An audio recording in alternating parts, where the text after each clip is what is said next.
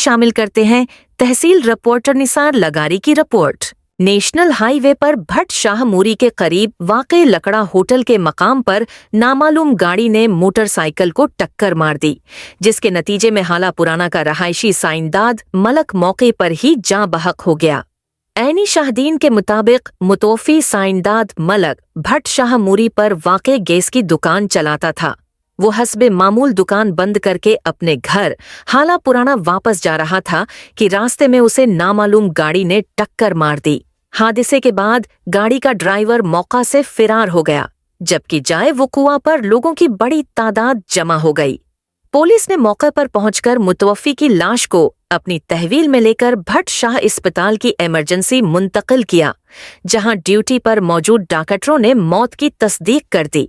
आखिरी इत्तलाआत के मुताबिक मुतवफ़्फ़ी के लवाहकीन अस्पताल पहुंच चुके हैं और पुलिस वाक़ये की मज़ीद तफ्तीश में मसरूफ़ है।